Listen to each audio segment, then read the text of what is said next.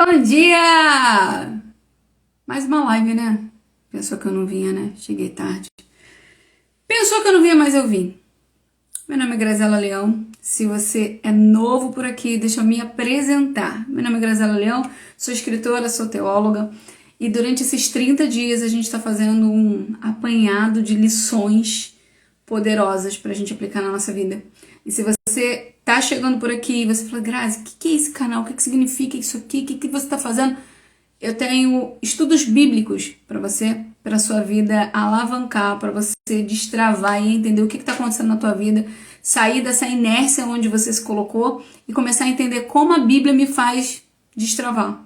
Se você gosta de estudos bíblicos, se você gosta de aplicações, se você gosta de entender como eu posso aplicar a Bíblia no meu dia a dia para destravar, para romper, para me entender, para sair desse nível, você está no canal certo. Então, sem mais demora, vai entrando, vai se achegando, pega sua Bíblia, papel, caneta e vamos embora estudar um pouquinho da Palavra de Deus, porque quando eu coloco a Palavra de Deus no início do meu dia, tudo dá certo. E se você quer uma palavra de sabedoria, você está no lugar certo, porque é aqui que a gente tem a palavra de vida, que é a Palavra de Deus. Então, vamos embora, porque hoje nós vamos falar, a gente vai focar num tema... a passagem bíblica que fica, deixa eu virar aqui a tela, 2 Reis, capítulo 4, versículo 5, a gente vai continuar a falar sobre a história da viúva e do azeite, a multiplicação, e a gente já passou da metade, a gente está na lição 19, apenas faltam 11 lições para a gente fechar, e eu creio que isso já tem transformado a sua vida de forma sobrenatural. Então, se você está buscando espaço para crescer espiritualmente, aprender das escrituras, você já está no lugar certo, que é aqui. Vamos embora? Lição 19, eles verão e virão. Ela está baseada em 2 Reis, capítulo 4, versículo 5, que diz, então a mulher foi para casa com os filhos, fechou a porta, pegou o pequeno jarro de azeite e começou a derramar o azeite nas vasilhas, conforme os filhos iam trazendo. Hoje a gente vai ficar nesse pedaço, conforme os filhos iam trazendo. O que a gente aprende nesse pedaço? Então, vamos embora. A gente começou a falar sobre família na lição 13. Eu não sei se você assistiu, mas caso você não tenha assistido, se você for lá no YouTube ou aqui mesmo no meu perfil do Instagram, você consegue ver a lição 13. Todas as lições vêm com a capinha escrito lição 13. E na lição 13 a gente começa o assunto que a gente vai linkar com o assunto de hoje. A lição 13 vai falar sobre família. E a lição de hoje fala, eles verão e virão, porque hoje a gente vai falar de filhos. E não tem como falar de filhos sem a gente começar a observar a história dessa viúva. Por quê? Porque ela era viúva com 2 filhos, o marido deixou uma dívida enorme, e ela quase perde os filhos por causa dessa dívida. Porém, todavia, contudo, você não vê essa mulher questionando a dívida do marido. E para mim, me mostra que se ela não questiona é porque ela estava ciente dessa dívida.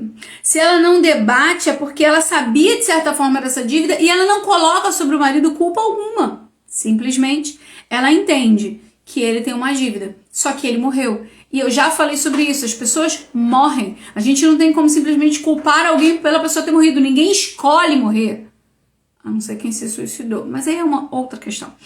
Ninguém escolhe morrer por uma doença ou alguma coisa, só que aconteceu, e agora ela não fica se lamentando ou questionando, que por sinal, isso é uma coisa que eu gostaria até de falar. Vamos lá, vamos já entrar no nosso assunto aqui. Gente, para de culpar o A, o B e o C pela vida que você tá levando, porque cara, culpar os outros não muda em nada, você continua travado. Tipo assim, se eu for culpar, eu vou culpar o meu pai, a minha mãe, o meu marido, a minha filha, o meu vizinho, a minha amiga, e eu vou continuar sem viver. A vida é minha. Então eu não posso ficar travada pelo que o A, o B e o C. Eu não posso controlar o que veio até mim, mas eu posso controlar o que vai sair de mim. Em que estado eu quero ficar? Em que patamar eu quero ficar? A minha história, quem define sou eu. O que vem, eu não posso, mas o que vai, eu posso. E as minhas decisões, eu preciso tomar isso. Essa viúva decide não culpar o marido pela situação que ela tá vivendo, e simplesmente ela segue. E por ela não culpar, você também não vê os filhos culpando. Você não vê os filhos rebeldes debatendo, mas por que não vê? Porque a mãe também não fez. Isso a gente precisa entrar na nossa casa. Se você como mulher, você fica debatendo com seu marido, tirando a autoridade dele na frente dos seus filhos também não vão respeitar ele. Você quer ver um exemplo que eu até coloquei no livro meu, no Casar? Tinha um casal que o homem o tempo inteiro, a mulher o tempo inteiro desmerecia o marido. Mas o tempo inteiro. Ah, tu é um besta, tu é burro, que não sei o que. Automaticamente, as pessoas faziam o que com ele? Descredibilizavam, não davam atenção também. Por quê? Porque se a mulher, que é metade da carne dele, já trata ele assim, automaticamente todo mundo também trata. É o automático. Então, se os seus filhos, você vê nessa história, os filhos não questionam o pai e muito menos a mãe questiona o pai. Ela quer resolver o problema. Não importa como chegou. Ela quer resolver o problema. Qual é o problema? Eu tô quase perdendo os meus filhos. Então eu vou em busca da solução para este problema. Vamos parar aqui um pouquinho? Se ela não faz isso, o credor vem até ela, o problema vem até ela, a dificuldade vem até ela e ela vai tentar achar um culpado. O tempo de achar o culpado é o tempo do que o credor volta para poder levar os filhos dela e acabou a vida dela. Em que sentido a gente aplica isso na nossa vida? Vamos lá. O tempo que você fica tentando achar um culpado para o que está acontecendo com você, você não resolve o problema e o problema te engole. Aí você fala assim, não, porque foi o fulano que fez isso na minha vida. Não, foi você que permitiu, porque a pedra veio para qualquer um. As aflições, as dificuldades, os problemas vêm para todo mundo. O que você faz é o que vai delimitar. Aquela história de não construa sua casa na areia ou construa sobre a rocha. Você já ouviu sobre isso? A gente fala assim, a tempestade vai vir, a adversidade vai vir para os dois casos, tanto para quem construiu na areia quanto para quem construiu na rocha. A diferença é que quem constrói na areia está sem alicerce nenhum, mas quem constrói na rocha precisa estar o tempo inteiro em manutenção. Porque a cada prova que virá, ele precisa renovar a estrutura dele, porque senão também vai ruir. Essa mulher não fica questionando o marido por algo que aconteceu no passado. Simplesmente ela vai resolver naquilo ali e os filhos vão junto com ela. E isso é muito lindo. Os seus filhos vão refletir aquilo que você vai fazer. Então você é o espelho deles. Isso é importante a gente entender. Eles não questionam, eles apenas obedecem. A mulher vai seguindo, ela vai pegar vasilha, carregar vasilha. E quem vai junto? Os filhos. Por que é importante os filhos estarem juntos? Porque, querendo ou não, você está construindo nos seus filhos o caráter de Cristo. É através de você. Ah, meus filhos não querem saber de igreja. Vamos parar e analisar o porquê que eles não querem saber de igreja? Você vai observar a mãe ou o pai, tanto faz, a pessoa que é a referência deles. Chega da igreja reclamando, quebra o pau dentro de casa, xinga todo mundo, amaldiçoa a tua família, não dá exemplo, não faz o que deveria fazer. Aí os filhos falam assim, para ser crente que nem ela, ou para ser crente que nem ele, quero não. Seus filhos não vão querer ser cristão se você também não for. Você é o exemplo deles. Seus filhos não vão querer ser cristão se na sua igreja você fala mal de todo mundo. Tem um exemplo, gente, que a gente precisa levar, não tem jeito. Quer ver? Você chega lá em casa e aí você fala assim, porque eu tô chateada, porque a irmã da cantina veio me cobrar, como se eu não fosse pagar o salgado, sei lá, R$3. Até parece que tem algum salgado de R$3, né? Vamos dizer, R$5. Aí, o teu filho tá ouvindo você falando mal da irmã. Querendo ou não, já ficou com raiva da irmã. Só que você não contou que a irmã veio te cobrar porque você falou que iria pagar no domingo passado ou há um mês atrás e não pagou.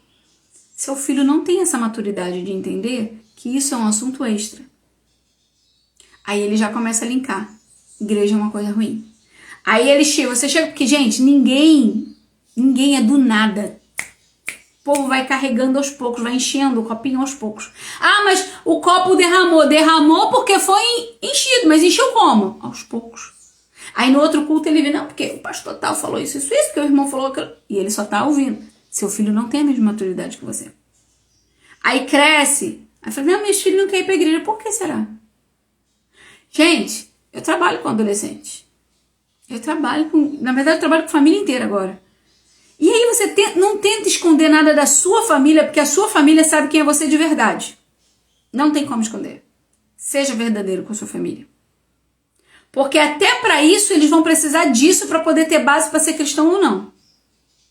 Porque se eles te terem como referência na igreja... Olha só, olha... eu vou falar. Presta atenção. Olha como é que a gente invalida qualquer pregação. Imagina que eu tenho um filho. E aí na igreja, eu sou a irmã do coque.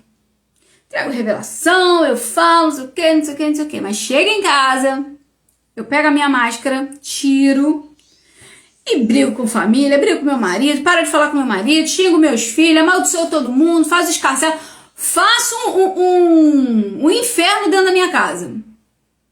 O meu filho, ele começa a perceber assim, a minha mãe tem duas caras. Dentro da igreja é uma coisa, fora da igreja é outra. Nos próximos cultos, eles vão começar a reparar as pessoas.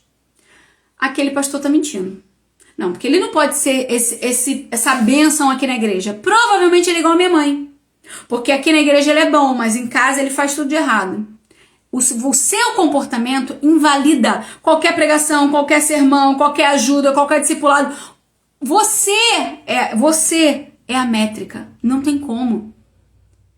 Porque automaticamente o seu comportamento invalida qualquer outra pessoa. E é por isso que quando eu faço algum tipo de gabinete com líderes, aconselhamento com líderes, eu peço sempre para deixar isso bem claro.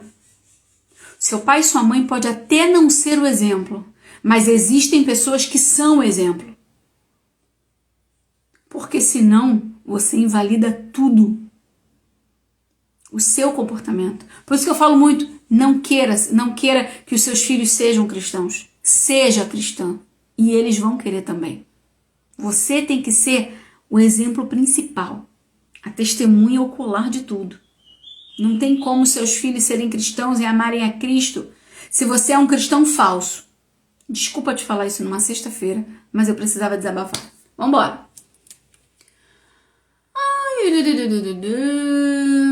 Ficou pesado o clima, né? Vamos tentar se acalmar. Vamos lá. Os filhos dessa mulher não eram adultos, mas vemos notoriamente eles ajudando a mãe. A gente entende que tem um pouquinho da época. É óbvio que tem um pouquinho da época. Mas hoje em dia nós também temos filhos. E filhos são filhos. Só que tem detalhes que hoje em dia a gente observa, ou eu observo, que antes não era tão assim na lata. A gente utiliza muitos filhos como empregados e eles percebem isso. Hoje eu tô engasgando demais, né? Sexta-feira. Eles observam isso. Em que sentido? Vamos lá. Seu filho fala assim, mãe, vem aqui brincar comigo. Não tenho tempo. Mãe, vem aqui ver isso aqui. Não tenho tempo. Mãe, deixa eu te contar tal coisa. Não tenho tempo. Porém, quando eu quero alguma coisa, aí tô eu aqui sentada no meu escritório, falei, Manuela, vem cá, meu amor, pega um copo de água pra mamãe. Desculpa te falar, mas seu filho percebe as duas caras que você tem. Ele sabe quando ele tá sendo usado. Pior é quando ele se submete a isso, porque é somente nesse momento ele consegue um pouquinho de carinho teu. Então, por favor, tira essa cara de pau que você tem muitas vezes e começa a mudar, seja um cristão de verdade. Os nossos filhos sabem quando a gente apenas os usa em benefício próprio. E aí tem uma galera que vira pra mim e fala assim, não, Grazi, mas olha tudo que eu faço pelo meu filho. Vamos lá, vamos entender isso tudo aí. Não, porque eu trabalho... Não. Primeira coisa, vamos arrancar isso aqui. Você trabalha porque você precisa de dinheiro. Não é por causa do seu filho. Por quê? Então vamos pensar, se você não tivesse filho, você moraria debaixo da ponte? Você moraria na rua? Óbvio que não. Então, já acabou aí. Não, porque eu faço compra por causa dele. Não, porque você também precisa comer. Você pode comprar alguma coisa a mais, mas se você não comprasse alguma coisa a mais, pra ele também não faria muita diferença. Porque tem crianças que moram debaixo da ponte, comendo apenas o que dão e estão felizes com os pais. Mas o nosso maior problema é justificar neles um erro nosso. A nossa realização profissional é por isso que a gente trabalha. A gente não trabalha porque, porque eu tenho que sustentar. Não, você trabalha pela sua realização profissional. Se não fosse assim, Você poderia dar o seu pior no seu trabalho, porque qualquer salário dava para comprar um arroz com feijão. Dava para morar em qualquer lugar. Mas não, você quer esse condomínio, você quer essa casa, você quer melhorar. Por você, não é por causa deles. Então não joga essa culpa sobre eles. Já começa. A gente quer que os nossos filhos nos amem, mas a gente faz tudo errado. E a gente precisa aceitar. E é por isso que essa live não é para criança, é para adulto, pra gente poder bater as coisas aqui entre nós dois, assim, a gente cair, quebrar a cara, resolver e voltar lindo e belo para casa. Por quê, gente? A gente primeiro precisa resolver. Ah, não, porque eu quero dar pro meu filho aquilo que eu não tive. Então você tá tentando resolver um problema seu e não dele. Você tá destruindo o seu filho. Essa é a verdade. Criar o seu filho sem o lado espiritual é destruição. Nós somos espiritual e corpo. Já falei isso 500 vezes. Não, vamos começar. Alma, suas emoções. Levar ele pra passear, levar ele pro parquinho. Se ele ficou um pouquinho mais alto, maior, leva ele no cinema. Enfim. Corpo você dá comida para ele todo dia. Agora, e o seu espírito? O espírito do seu filho? Eu já falei em outra live aqui que como nós somos 3, se um morrer, deu ruim para todos. Não tem como. Vai morrer os 3. A vida espiritual dos nossos filhos é obrigação nossa ensinar o caminho. Você não ensinou ele a comer? Você não ensinou ele a contar as emoções dele, a chorar, ou sei lá o quê? Você não ensina? Você também precisa ensinar o lado espiritual. Ele precisa disso. E olha que eu não estou falando de religião, estou falando de lado espiritual. Tomara que seja uma coisa boa, mas é lado espiritual. A gente precisa entender que isso também é nossa responsabilidade. Aí, segunda-feira, o filho vai para a escola, é televisão, celular, YouTube liberado o tempo inteiro, vai para a escola e ouve o amiguinho falando palavrão, coisa que não presta, porque os amigos dos nossos filhos não têm filtro. Eles têm o filtro que o pai deles libera. E tem pai que nem filtro tem. Então eles aprendem um monte de coisa errada. Terça-feira, YouTube, televisão, amiguinhos sem filtro. Quarta-feira, YouTube, televisão, amiguinhos sem filtros e palavrões dos amiguinhos sem filtro. Quinta-feira, segunda, terça, quarta. Quinta-feira, amiguinhos, YouTube, televisão sem filtro. Sexta-feira, YouTube, televisão, amiguinhos sem filtro.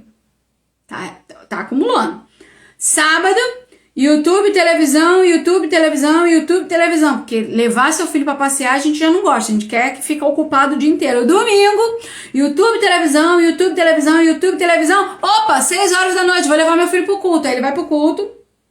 2 horinhas, de 6 às 8. Não sei qual tempo que tem na tua igreja, de 6 às 8. Aí ele chega em casa e fala, gente, mas esse garoto tá ficando cada dia pior. Claro!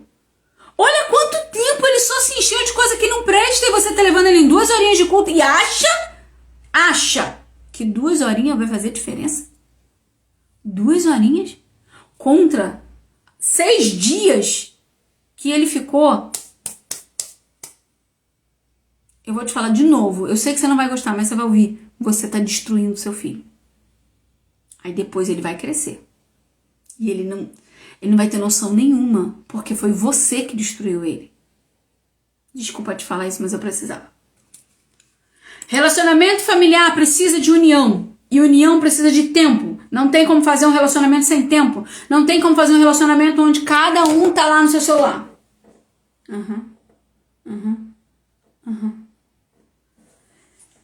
Conte-me uma coisa. Quando você vai falar com seu filho e ele fica no celular sem nem olhar pra sua cara, o que você sente? Você gosta? Conta pra mim se você gosta.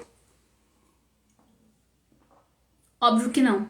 Então por que você fica no celular quando ele tá falando com você? Que tipo de respeito que você tá ensinando ele quando você faz isso com ele? Você não solta o celular pra falar com ele, você não tá prestando atenção nele.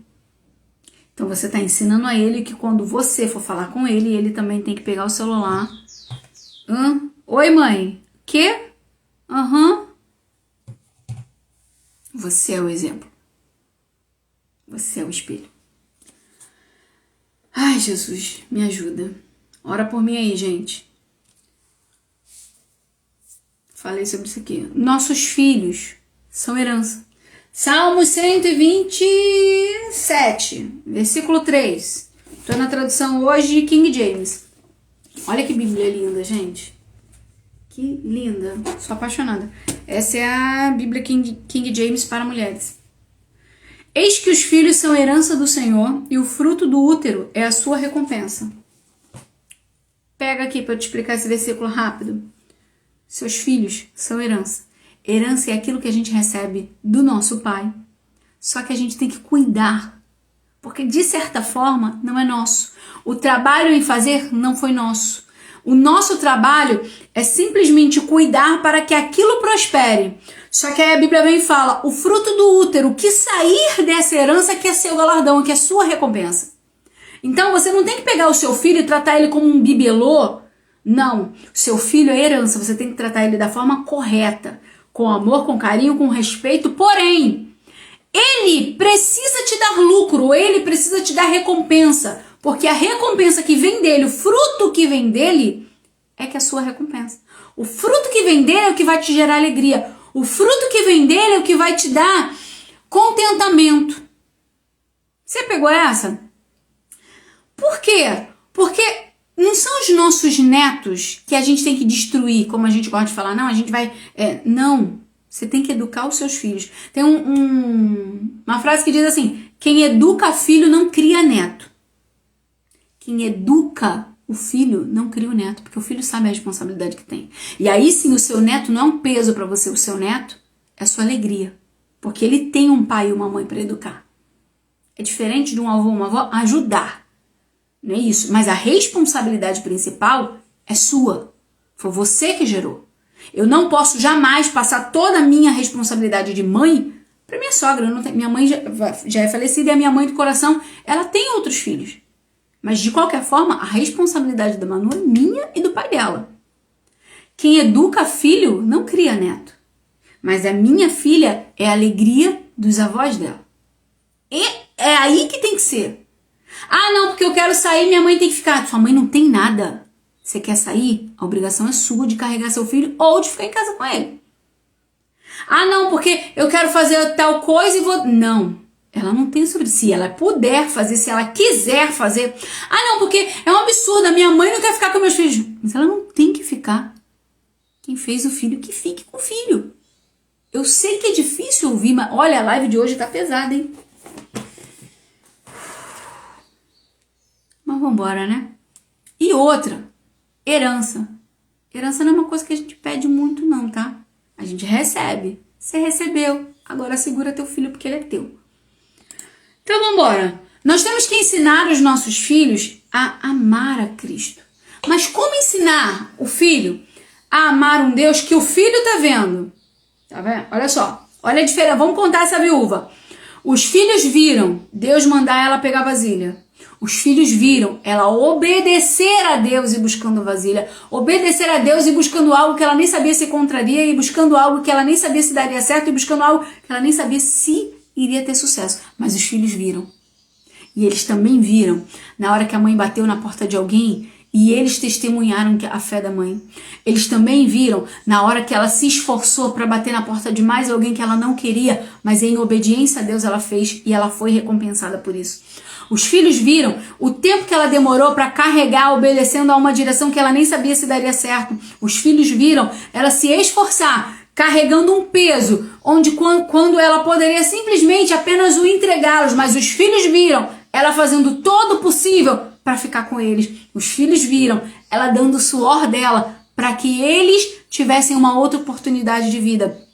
Os filhos viram ela carregar todas aquelas vasilhas para casa e quiseram ajudar. Os filhos viram ela lavar cada vasilha. Os filhos viram ela secar cada vasilha. E por ver o sacrifício, o trabalho da mãe, fazendo de coração, respeitando a Deus, os filhos também quiseram ajudar. Olha o título. Eles verão e virão. Para com essa história de achar que você pode tudo. Seus filhos precisam ajudar.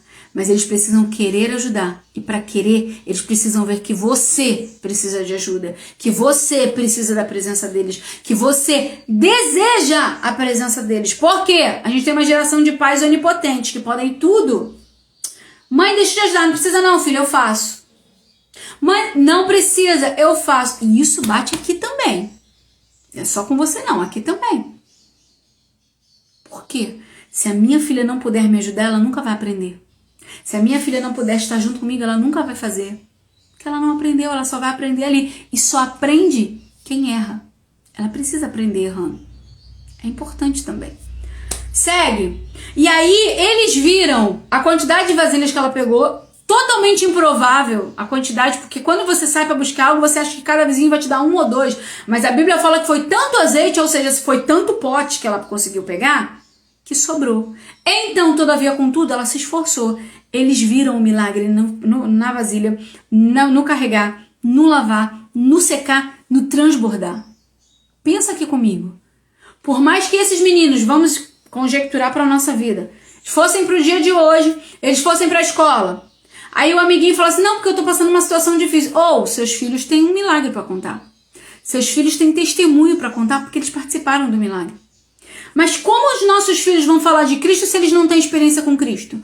Como os nossos filhos vão falar de Deus se eles nunca viram a Deus, se eles não participam das coisas de Deus, se eles não participam de nenhum milagre, se eles não têm experiência com Deus? Ah, mas eu posso contar, vamos lá. Marcos, Lucas e João. Não, Mateus, Marcos, Lucas. Esses 3 evangelhos, eles falam da mesma coisa, sim ou não? Sim. Com a mesma versão? Não. Por quê? Porque cada um tem a sua própria visão. É importante você contar? É, mas é mais importante eles viverem. No ângulo deles. Vão contar a versão deles. E contando a versão deles, você vai poder ver que eles viram coisa que você não viu. Caso contrário, você não precisaria de Marcos, Lucas e João. Mateus, Marcos e Lucas. Por que não?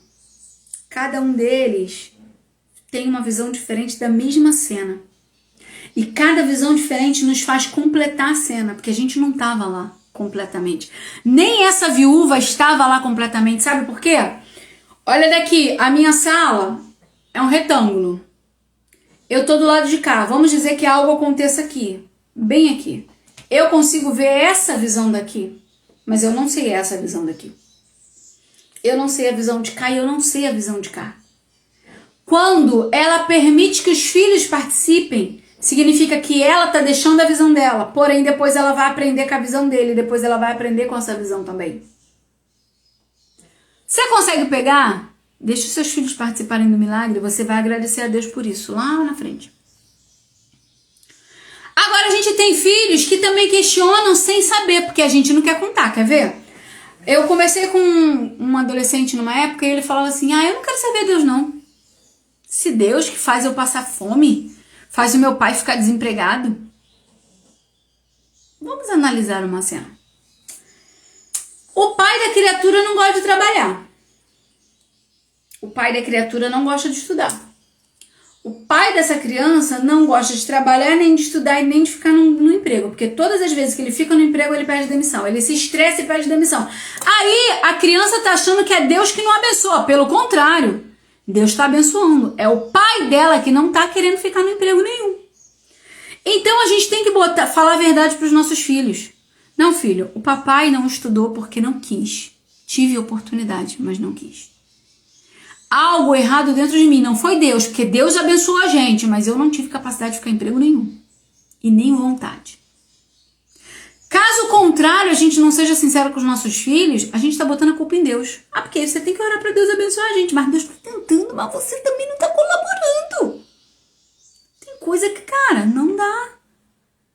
Falei isso há pouco tempo, tá difícil. Deus tenta abrir as portas para gente, Deus não tenta não, Deus abre. Mas a gente não tem capacidade. Não, porque eu quero um emprego que ganhe 30 mil reais no mês. 30 mil. Que aceite a primeira série. Que eu tenho um ticket de refeição, ticket de alimentação, vale gasolina, plano de saúde, plano odontológico, seguro de vida. Eu quero um monte de benefício, mas eu não quero fazer nada para ter isso. Oi?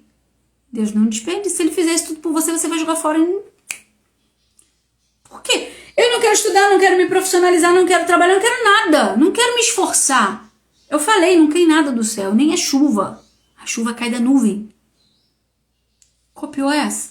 Para com essa história de achar que Deus tem que te agradar de uma forma. Não vai. Se Deus, falando com Jesus, Jesus fala assim, se possível for, não deixa eu passar esse cálice não, e aí Deus faz o quê? Nem falar Deus fala. Deus apenas manda um anjo para consolar. E eu só consolo alguém que vai chorar, que vai sofrer, que vai doer. Então para, porque tu não é queridinho não, filho. Tu é filho, como outro qualquer. Você precisa trabalhar, precisa se esforçar, precisa fazer tua parte. Caso contrário, tu vai ficar nessa vida que você tá e não adianta reclamar, porque daqui vai pra pior. As pessoas precisam estudar, se profissionalizar e crescer. Caso contrário, vão ficar no que tá. Vamos lá. Então, a gente precisa ser sincero com os nossos filhos. Você precisa querer que seus filhos sejam cristãos, mas para você querer que seu filho seja alguém que ame a Deus, você precisa ser referência, você precisa amar a Deus. Esses dias eu soltei um vídeo sobre isso. Ah, você quer que seu filho leia a Bíblia, mas ele nunca te viu lendo. Ah, você quer que seu filho ore, mas ele nunca te viu orando. Ah, mas eu oro. Não, mas seu filho precisa te ver orando. Ah, mas eu quero que meu filho seja muito estudioso, mas ele nunca viu você se esforçando para nada. Ah, porque eu queria que meu filho não ficasse o tempo todo no celular, mas o tempo inteiro que ele tá vendo a referência dele, que é você tá no celular. O que você quer? A Bíblia fala em Provérbios, instrua seu filho segundo os planos que você tem para ele. Qual o plano que você tem pro seu filho? Não, porque eu quero que meu filho seja um cristão, mas nunca leva o filho para a igreja. Não, mas eu quero que meu filho seja alguém grande, que ele seja um grande empresário, mas ensina seu filho que você não gosta de trabalhar. Dói, né? Envolve seus filhos. Envolve. Deuteronômio 6, do 5 ao 7 fala assim: portanto, amem o Senhor nosso Deus com todo o coração, com toda a alma e com todas as forças. Guardem sempre no coração as leis que eu lhes estou dando hoje e não deixe de ensiná-las aos seus filhos. Repitam essas leis em casa, fora de casa, quando se deitarem e quando se levantarem. Porém, vamos lá, em casa, fora de casa, quando deitar e quando levantar. Eu só consigo fazer isso se eu estiver perto do meu filho. Não tem como eu fazer isso de longe. Eu preciso de proximidade. Até porque eu só ouço quem está perto. Fora isso, eu vou ouvir as palavras que falam da boca, mas não as palavras de atitude. Lembra quando eu falo que a gente tem 2 tipos de palavra? A gente tem a resposta vivida e a resposta falada. A resposta falada é aquilo que eu gostaria que você ouvisse, mas a resposta vivida é aquilo que realmente eu sou. É muito difícil. Bom dia, prima. Deus te abençoe. Amém também. Vamos lá. A resposta vivida, ela é a verdade. Meu filho fala que tá tudo bem na escola, mas as notas dele estão caindo. Meu filho fala que tá tudo bem na vida dele, mas ele tá se isolando cada vez mais. Tem problema aí, mas eu só consigo perceber se eu tô perto para ver. Mas Grazi, como é que eu vou estar perto se a minha vida é corrida e eu não tenho tempo? Filho, já te falei, vou falar de novo. Se for prioridade, você vai encontrar um tempo. Sua agenda é corrida. Concordo plenamente. Todo mundo hoje em dia não tem tempo. Mas se eu te falar que no lugar X tá dando dinheiro para quem chega lá de madrugada, você vai. Tenho certeza que você vai.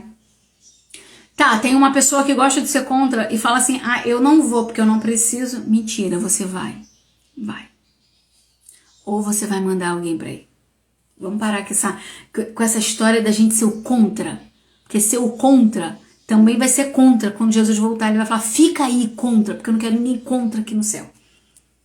Vamos lá. Como que os meus filhos observam, e isso é uma coisa que eu tive que mudar muito. Não foi nem pelos meus filhos, que a Manu nessa época era muito pequena, mas foi por causa de um departamento. Quando eu comecei a liderar adolescentes, eles faziam muitas perguntas bíblicas e eu não consegui. Olha, eu sempre fui uma pessoa que gostei da Bíblia, mas nunca dentro totalmente. E eles faziam muitas perguntas e como responder? Às vezes a gente gosta de querer jogar a nossa responsabilidade para os outros. E a gente fala assim, não, porque o irmão não quer dar atenção. Não, filho, você tem que dar atenção. Você pega a Bíblia, te ensinar. Você pega a Bíblia, você vai orar e vai falar, Espírito Santo, eu preciso de ajuda para poder entender o que o Senhor está falando comigo aqui. Abre a Bíblia e leia. É assim que lê. Não dá para você ler no... Não vai, você não vai entender porcaria nenhuma. E por que a gente fala isso? Porque muitas das vezes as pessoas acham que quem tem que criar o meu filho na parte espiritual é o outro. E não é. Quem tem que criar meu filho sou eu. Quem tem que fazer o meu filho gostar da Bíblia sou eu. Por quê? Porque ele está me lendo. E eu preciso ler a Bíblia para eu transparecer aquilo que está escrito ali. Mas a gente gosta muito de falar, ai, não, é muito difícil, né? Não, não é nada difícil. O difícil é você falar que é difícil. Tudo é difícil. Ler a Bíblia é difícil. Mas andar enrolado em situações porque você não sabe o que está escrito na Bíblia também é difícil. Levar seu filho para a igreja é difícil. Concordo. Mas ver seu filho nas drogas no mundo também é difícil. Carregar seu filho que quer ir para um outro lugar, para a igreja, é difícil. Mas ver seus filhos totalmente drogados numa balada também é difícil. Conversar com um filho rebelde é difícil. Mas pegar seu filho na porta de uma cadeia também é difícil. Escolhe qual o difícil que você vai querer. E segue nele, tá? Vambora! Vou fechar com uma frase e vamos pros nossos insights aqui. Não ensine seus filhos a serem cristãos. Seja cristão. Seja cristão. Ih, não vai dar certo. Não ensine seus filhos a serem cristãos. Seja cristão. E eles aprenderão. Vamos lá? Falei, né? Os filhos não questionam a dívida. Falei. Isso vai do seu comportamento. Os filhos ajudam em tudo porque são unidos a ela. O comportamento dela é que rege a família. O seu comportamento, você fica debatendo com o teu marido por tudo e quer que seus filhos não debatam com você? Oi? Você tá entendendo? Quem tem que mudar? A minha família tem que mudar. Não, você tem que mudar. Para começar, mulher, você tem que mudar. Por quê? Porque você tem um poder de influência gigantesco. Se você muda, tudo muda.